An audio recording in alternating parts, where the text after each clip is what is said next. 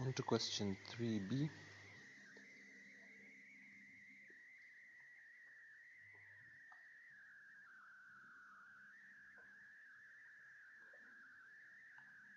Again, I'll draw my triangle. I've got 6 centimeters there. I've got an angle of 35 degrees and I'm looking for this side.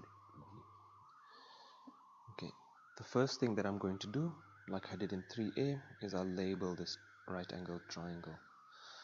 And opposite my angle, that angle there, 35 degrees, is my opposite side.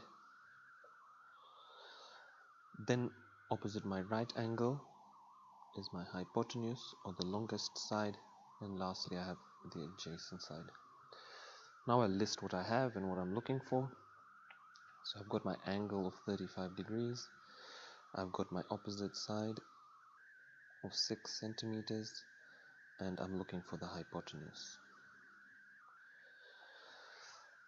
Okay, so we should notice that we have nothing to do with the adjacent. We're not looking for it, nor do we have any value for it. So what we're going to do next is, from our ratios, we're going to eliminate the trigonometric ratios that have anything to do with adjacent.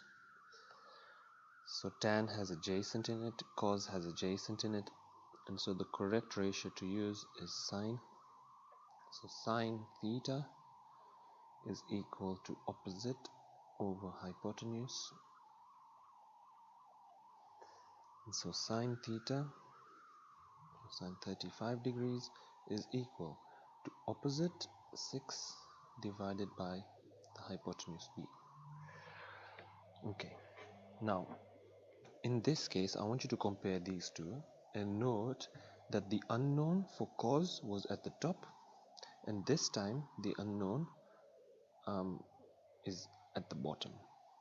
Okay, so when it was at the top, we just multiplied 13 times cos 56. But in this case, when the unknown is at the bottom, we are going to swap these two and divide. So I'll try and write that a bit clearer. So we'll swap these. So what we'll have is b will go in the place of sine 35, and 6 will remain where it is, divided by sine 35.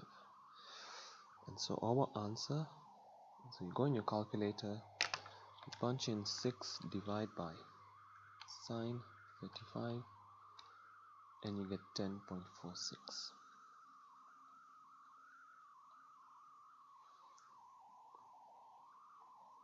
So remember, when we are looking for the unknown side, if it's at the if the unknown is at the top, like here, then we'll just multiply 13 and cos 56.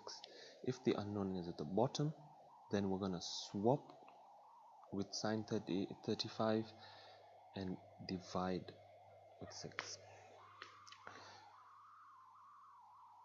And that's it. So make sure you practice questions like these from your textbook or here on OneNote.